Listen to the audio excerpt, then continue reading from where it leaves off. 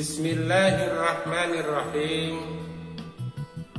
Assalamualaikum warahmatullahi wabarakatuh. Innal hamdalillah nahmaduhu wa nasta'inuhu wa nastaghfiruh wa na'udzu billahi min shururi anfusina wa min sayyiati a'malina. May yahdihillahu fala mudilla lahu wa may yudlil fala hadiya lahu. Asyhadu an la ilaha illallah wahdahu la syarika lah wa asyhadu anna Muhammadan abduhu wa rasuluh. Allahumma shalli ala Muhammad wa ala alihi wa ashabihi ajma'in, amma ba'du. Pertama, marilah kita panjatkan puji dan syukur kehadirat Allah Subhanahu wa taala atas rahmat dan hidayahnya sehingga kita masih dipertemukan dalam perkuliahan ini meskipun kita melalui layar kaca atau layar video ini. Yang kedua, salam dan sholawat semoga tetap tercurah kepada uswah hasanah kita, yakni Rasulullah Muhammad Sallallahu Alaihi Wasallam, kepada para sahabatnya, para tabi'in, para tabi'ut tabi'in, serta para umatnya yang senantiasa teguh memegang amanah dari beliau. Dan mudah-mudahan kita semuanya menjadi salah satu bagian umatnya yang besok di yaumul akhir kita akan mendapatkan syafaat dari Rasulullah Muhammad Sallallahu Alaihi Wasallam. Saudara-saudara sekalian yang berbahagia, pada pertemuan ini sebelum saya menyampaikan materi, saudara semuanya saya persilahkan untuk dapat mengikuti perkuliahan melalui live ini, dan untuk presensi atau absen maka saudara bisa melalui live chat atau kolom komentar. Silahkan segera bergabung dengan masuk mengikuti perkuliahan ini. Sekali lagi saya persilahkan yang baru bergabung untuk segera komentar di kolom chat untuk absennya. Baiklah saudara-saudara sekalian yang berbahagia. Jadi kalau kemarin sudah kita bahas beberapa hal tentang lembaga pendidikan pada masa dahulu, maka pada pertemuan kali ini saya akan menyampaikan lembaga pendidikan pada masa dinasti Abbasiyah. Bahwa lembaga pendidikan pada masa dinasti Abbasiyah, masa pemerintahan dinasti Abbasiyah ini berjalan cukup lama, hampir mencapai 5 abad. Dari tahun 750 sampai dengan 1258. Ini waktu yang cukup panjang. Maka kalau kita lihat dengan kejayaan Islam pada masa dinasti Abbasiyah yang begitu panjang, sangat mungkin berkembang lembaga pendidikan yang cukup luas juga. Maka pada masa pemerintah dinasti Abbasiyah, terutama pada masa kejayaan dinasti Abbasiyah ini, dapat disebut dengan masa kejayaan pada periode pertama atau 1 abad pertama. Maka di sana juga terdapat gerakan penerjemahan. Adapun bentuk-bentuk lembaga pendidikan yang berkembang pada masa dinasti Abbasiyah antara lain adalah Ad-Dar al-Kutub atau perpustakaan. Jadi berkembang pusat-pusat perpustakaan, banyak buku, banyak referensi yang para mahasiswa, para sarjana itu belajar di sana. Juga ada observatorium. Di samping itu di dunia medis juga telah berkembang adanya rumah-rumah sakit. Kemudian juga ada masjid yang dulu sudah saya sampaikan tidak luput juga sebagai pusat pendidikan.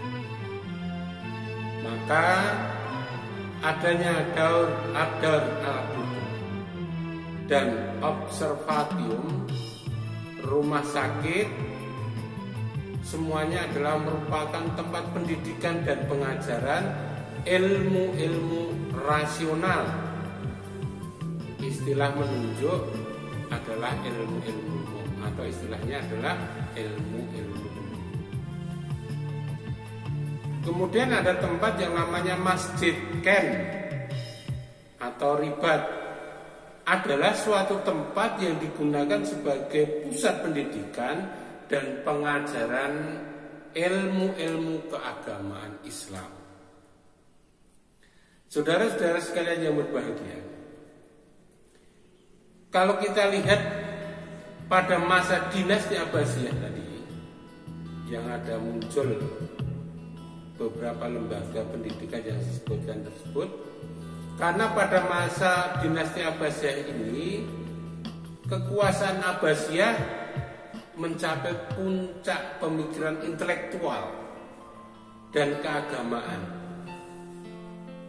didukung oleh faktor kesiapan umat Islam itu sendiri untuk menyerap budaya dan khasanah yang sangat mungkin berasal dari negara lain. Jadi umat Islam pada saat itu sudah mulai secara kreatif mengembangkan keilmuan, baik yang menyangkut ilmu umum maupun ilmu-ilmu keagamaan. Karena apa? Pada masa dinasti Abbasiyah telah terjadi kontak umat Islam dengan negara-negara lain yang sudah maju, baik dari sisi peradaban maupun dari sisi ilmu pengetahuan. Misalnya, Abbasiyah juga melakukan kontak dengan India. Abbasiyah juga melakukan kontak dengan Mesir. Abbasiyah juga melakukan kontak dengan Yunani. Yang ini semuanya mendorong umat Islam untuk maju dari sisi pendidikan dan peradaban. Kemudian umat Islam itu sendiri sudah punya faktor yang sangat normatif, atau yang normatif yaitu Al-Quran sebagai sumber ilmu pengetahuan, sebagai dasar keagamaan. Jadi Al-Quran yang menjadi sumber normatif ini memiliki posisi yang sangat khusus dan menjadi sumber inspirasi keagamaan dan keilmuan.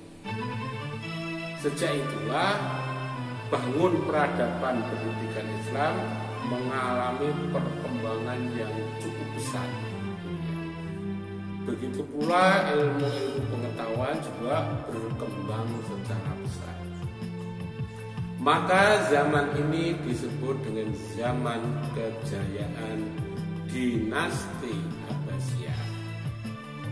Di sana para khalifah sangat antusias untuk mendukung lembaga-lembaga pendidikan, mendirikan lembaga-lembaga pendidikan, dan bahkan para ulama, para penguasa juga ikut serta memberikan fatwa, berijtihad. Di samping para khalifah itu menjadi pemimpin negara. Saudara-saudara sekalian yang berbahagia, maka tidak menutup kemungkinan bahwa perkembangan pendidikan Islam pada zaman klasik, pada zaman dinasti Abbasiyah hingga sekarang, bekas-bekas peradabannya masih bisa kita temui. Kalau dulu sudah kita sampaikan adanya kitab ya, itu menjadi bagian penting dalam rangka konsep lembaga pendidikan Islam yang berkembang pada masa dahulu. Karena pada masa dinasti Abbasiyah ini yang disebut dengan masa kejayaan Islam dalam berbagai bidang, khususnya ilmu pengetahuan dan kebudayaan. Pada zaman itu umat Islam telah banyak melakukan studi kritis tentang ilmu pengetahuan, sehingga tidak mustahil kalau kemajuan di bidang ilmu pengetahuan dan ilmu keagamaan berjalan sangat besar. Apalagi didukung dari pengalihan ilmu pengetahuan yang dilakukan oleh para sarjana pada saat itu dengan cara menerjemahkan berbagai buku karangan yang terdahulu seperti karya-karya dari bangsa Yunani, bangsa Romawi maupun bangsa Persia. Begitu pula dengan berbagai naskah yang ada di kawasan Timur Tengah dan Afrika seperti Mesopotamia dan Mesir juga menjadi perhatian. Jadi dengan demikian, saudara-saudara sekalian, bagaimana nanti akan kita sampaikan bentuk-bentuk tempat atau lembaga-lembaga pendidikan. Maka pada zaman dinasti Abbasiyah yang tadi sudah saya sampaikan, yakni ada yang namanya perpustakaan atau ad-dar al-kutub. Bahwa Darul Kutub telah memainkan peranan penting tidak hanya sebagai perpustakaan, tetapi juga berfungsi sebagai sarana belajar, saling tukar informasi dan berdiskusi. Ya. Dalam sejarah Islam klasik, perpustakaan banyak didirikan baik oleh perseorangan, masyarakat ataupun dari pemerintah. Para khalifah, gubernur maupun penguasa dinasti Abbasiyah dalam rangka membina pemikiran dan ilmu pengetahuan juga mendirikan bangunan khusus yang disebut Al-Hikmah atau Khizanah Al-Hikmah atau Sawamin Al-Hikmah. Pada dasarnya Al-Hikmah berfungsi sebagai perpustakaan, sebagai sarana guru atau pendidik, sebagai sarana para ilmuwan yang menggunakan Ad-Darul Kutub itu dengan sebaik-baiknya. Di samping itu juga sebagai tempat bagi aktivis penerjemah, penulis naskah maupun tempat-tempat penjilitan naskah-naskah yang sangat berharga atau tulisan-tulisan yang ilmiah yang dasar hukum argumentasinya bisa dipertanggungjawabkan. Jadi Ad-Darul Kutub atau perpustakaan tidak hanya sebagai tempat rak-rak buku, tetapi tempat itu menjadi pusat kajian bagi para sarjana, bagi para penerjemah, para ilmuwan, guru dan santri. Saudara-saudara sekalian yang berbahagia, Baitul Hikmah pertama kali didirikan oleh Abu Ja'far Al-Mansur pada tahun 135 sampai dengan 157 Hijriah atau 752 sampai dengan 774 Masehi. Saudara-saudara sekalian yang berbahagia, jadi istilah Baitul Hikmah atau Bait Al-Hikmah juga ada di Qairawan. Bahwa Baitul Hikmah di Qairawan didirikan oleh Zaidatul III Al-Aghlabi, gubernur dinasti Abbasiyah yang berkedudukan di Afrika Utara. Jadi ini selain di pusat pemerintahan Abbasiyah di Baghdad, juga ada Baitul Hikmah yang didirikan oleh salah seorang gubernur yang bernama Zaidatul III Al-Aghlabi, yakni yang berkedudukan di Afrika Utara pada masa pemerintahan dinasti Abbasiyah. Baitul Hikmah ini terdapat perpustakaan dan tempat dilakukan aktivis penerjemahan, karang-mengarang, tempat pengajaran ilmu, baik itu ilmu kedokteran, ilmu pengobatan atau apoteker, ilmu matematika, ilmu astronomi, ilmu ukur, ilmu tumbuh-tumbuhan, dan lain sebagainya. Selain itu ada Khizanah Al-Hikmah yang didirikan oleh Al-Fat bin Khaqan, salah seorang menteri khalifah dinasti Abbasiyah. Pada masa Al-Mutawakkil, Khalifah Al-Muqtahid juga mendirikan Baitul Hikmah atau Khizanah Al-Hikmah, atau mendirikan perpustakaan. Setelah periode Abbasiyah pertama berakhir, maka politik dunia Islam mengalami disintegrasi. Maksudnya adalah mengalami perpecahan, banyak konflik, gitu ya. Jadi masa kejayaan dinasti Abbasiyah itu pada masa periode pertama atau 1 abad pertama. Setelah itu mengalami disintegrasi. Dinasti Abbasiyah mendapat saingan besar dari dinasti Umayyah di Spanyol. Kalau kita lihat sejarahnya bahwa ya, dinasti Umayyah yang pertama berdiri di ibu kotanya di Damaskus, kemudian berganti beralih kepada dinasti Abbasiyah di Baghdad. Ada salah seorang keturunan dari dinasti Umayyah itu yang melarikan diri di Spanyol Andalusia. Yang selanjutnya dalam sejarah Islam itu disebut dengan Abdurrahman Ad-Dakhil yang berhasil mendirikan dinasti Umayyah II di Spanyol. Saudara-saudara sekalian yang berbahagia, jadi setelah periode Abbasiyah pertama berakhir, maka berubah pula politik dunia Islam yang tadi saya sebutkan mengalami disintegrasi.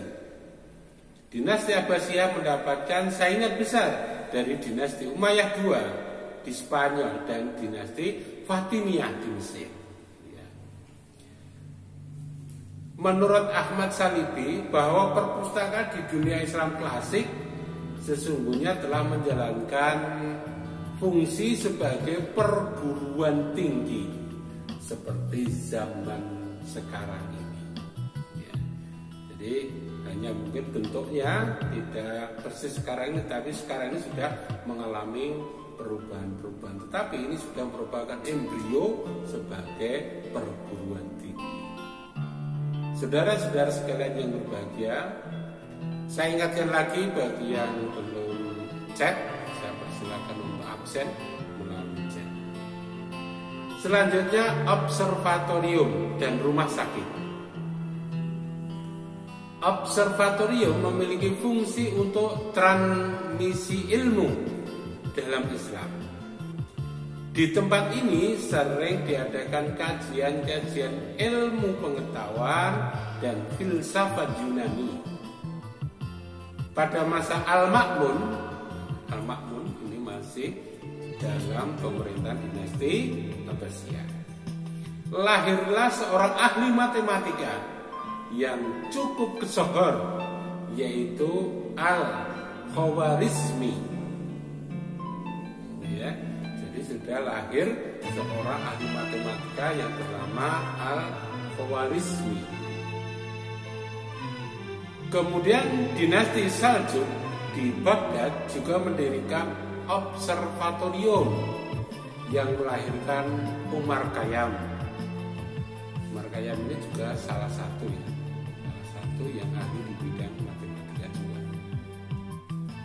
Saudara-saudara sekalian yang berbahagia, rumah sakit juga difungsikan sebagai lembaga pendidikan, terutama bagi calon dokter. Jumlah rumah sakit yang dibangun sebagai tempat pendidikan pada masa klasik cukup banyak. Hingga tahun 1160 Masehi di Baghdad telah berdiri 60 rumah sakit. Saudara-saudara sekalian yang berbahagia, itu tadi saya sampaikan secara garis besar karena waktu juga sangat terbatas untuk video ini ya. Nah, itu tadi observatorium dan rumah sakit. Rumah sakit tidak hanya sebagai tempat orang berobat, tempat orang sakit saja, tetapi juga disediakan satu tempat untuk wahana pendidikan khususnya bagi calon dokter. Saudara-saudara sekalian yang berbahagia, selanjutnya lembaga pendidikan di masa klasik yang selanjutnya adalah Masjid Ken. Masjid Ken atau yang dimaksud dengan Masjid Ken ialah suatu masjid yang di sisinya didirikan ken. Ken itu asrama atau pemondokan. Sebagai apa? Sebagai tempat penginapan bagi para pelajar yang datang dari berbagai kota. Jadi kalau ada masjid, ada satu tempat untuk asrama, untuk tempat para pelajar yang datang dari berbagai kota, dimasukkan di situ sebagai asrama, mondok di situ, kemudian mencari ilmu atau thalabul ilmi di masjid tersebut. Masjid Ken sebagai lembaga pendidikan mengalami perkembangan cukup pesat, yakni sekitar abad ke-10 Masehi. Ada tokoh yang bernama Badr bin Hasanawi Al-Qurdi yang wafat tahun 1015 Masehi pernah menjadi gubernur di beberapa wilayah di bawah kekuasaan Abdul Ad-Daulah. Ad-Daulah mendirikan sekitar 3.000 masjid Ken.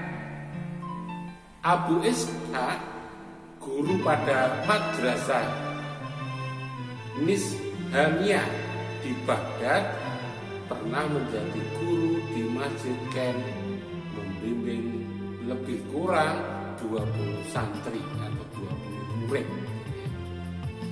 Dengan demikian, Ken di samping berfungsi sebagai penginapan juga berfungsi sebagai tempat belajar. Jadi lembaga pendidikan selanjutnya yang tadi saya sebutkan adalah bernama Masjid Ken.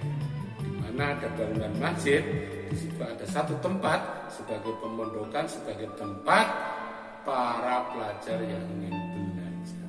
Ini model atau lembaga pendidikan pada masa dulu, pada masa klasik. Saudara-saudara sekalian yang berbahagia, kemudian tadi saya sebutkan ada namanya ribat, atau ada juga yang namanya zawiyah. Nah, apa yang dimaksud dengan ribat? Ribat secara harfiah berarti benteng, namun dalam perkembangannya mengalami perubahan makna. Jika dihubungkan dengan pendidikan, maka ribat berarti tempat kaum sufi yang ingin menjauhkan diri dari kehidupan duniawi dan mengkonsentrasikan diri untuk beribadah. Jadi pada masa klasik ada yang namanya ribat, gitu ya. Ribat itu dibangun satu tempat, yang di tempat itu memang itu bagi orang sufi untuk melakukan ibadah, zikir, wirid, kalau wirid dan sekarang kira-kira ya, zikir, wirid, beribadah, mendekatkan diri kepada Allah, meninggalkan kehidupan dunia. Ini memang kaum sufi rata-rata itu seperti itu. Dengan demikian ribat banyak ditempati oleh orang-orang yang notabene kurang mampu dalam hal menjalankan aktivitas keilmuan dan praktek-praktek sufistik. Jadi ribat ini banyak digunakan oleh mereka yang cenderung meninggalkan kehidupan dunia, menjauhkan diri dari dunia untuk menjalankan praktek-praktek sufi. Kita ketahui bahwa praktek sufi itu ada tahapan-tahapannya, ada makomnya, makom zuhud. Yang pertama makom zuhud artinya apa? Meninggalkan kehidupan dunia. Makom berikutnya adalah makrifat dan seterusnya. Tapi saya tidak membahas di sana. Saudara-saudara sekalian yang berbahagia, setiap ribat mempunyai orang yang terkenal apa? Kesolehannya, terkenal soleh dan tinggi ilmunya. Juga banyak memiliki syekh yang cukup banyak dikunjungi oleh orang dan memiliki banyak murid. Jadi lembaga pendidikan sufi inilah yang disebut dengan ribat. Dalam pengertian yang lain juga ada lembaga bagi para sufi yang disebut dengan zawiyah. Saudara-saudara sekalian yang berbahagia, beberapa model pendidikan atau lembaga pendidikan yang saya sebutkan tadi telah berkembang pada masa dinasti Abbasiyah atau disebut dengan zaman klasik. Maka kalau kita lihat dari sisi perkembangan peradaban Islam yang cukup luas, perkembangan Islam yang pada masa kejayaan dinasti Abbasiyah ini di dalam sejarah dicatat sebagai pusat peradaban ilmu pengetahuan, maka zaman Abbasiyah telah memberikan dorongan, telah meninggalkan peradaban yang cukup maju dan bahkan model-model pendidikan yang ada di sana menjadi embrio ya, dikembangkan hingga zaman sekarang ini. Saudara-saudara sekalian yang berbahagia, apa yang menyebabkan perkembangan proses pendidikan di Abbasiyah ini begitu pesat? Karena faktor yang pertama adalah adanya asimilasi bangsa Arab dengan selain bangsa Arab atau non-Arab. Adanya asimilasi dan pertukaran keilmuan inilah menyebabkan pendidikan Islam pada masa klasik sesungguhnya telah mempunyai nilai efektif dan tepat guna. Bangsa-bangsa lain selain Arab itu memberikan saham tertentu dalam perkembangan ilmu pengetahuan, terutama untuk khasanah ilmu pengetahuan dalam Islam. Jadi misalnya pengaruh dari Persia berjasa dalam pengembangan filsafat dan sastra. Ya, pengaruh dari India memberikan sumbangan besar kepada dunia Islam, terutama di bidang ilmu kedokteran, ilmu matematika maupun ilmu astronomi. pengaruh Yunani dari bangsa Yunani, ya, itu juga memberikan sumbangan yang besar bagi dunia Islam pada masa klasik atau pada masa dinasti Abbasiyah, terutama di bidang filsafat. Yang filsafat Yunani itu sampai sekarang, ya, pendapat-pendapat dari tokoh Yunani itu juga masih menjadi rujukan di berbagai perguruan tinggi. Kemudian adanya pendirian Baitul Hikmah itu tadi menjadi pusat kegiatan ilmiah, terutama dari orang-orang Eropa, orang-orang Yunani, orang-orang Arab sendiri, sehingga adanya asimilasi itu menyebabkan perkembangan Islam, lembaga pendidikan mulai maju. Di samping tadi di depan sudah saya sampaikan adanya gerakan penerjemahan atau menerjemahkan buku-buku dari Yunani ke dalam bahasa Arab dan buku-buku dari yang negara India, negara Persia dan seterusnya. Jadi pada masa inilah model pendidikan Islam atau lembaga pendidikan Islam pada zaman klasik sesungguhnya sudah memberikan pengalaman yang berharga bagi dunia Islam.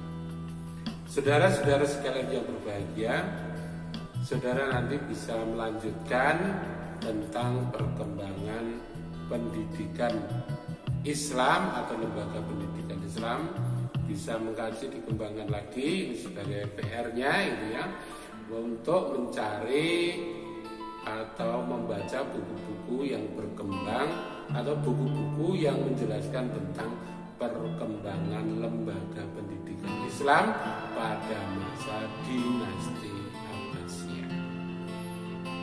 Saudara-saudara sekalian yang berbahagia, kiranya pertemuan kali ini saya cukupkan sekian dulu. Sekali lagi saya ingatkan bagi yang belum cek, segera melakukan cek, karena chat yang ada di situ, komen yang ada di situ saya jadikan sebagai dasar bahwa saudara melakukan mata kuliah yang saya ambil.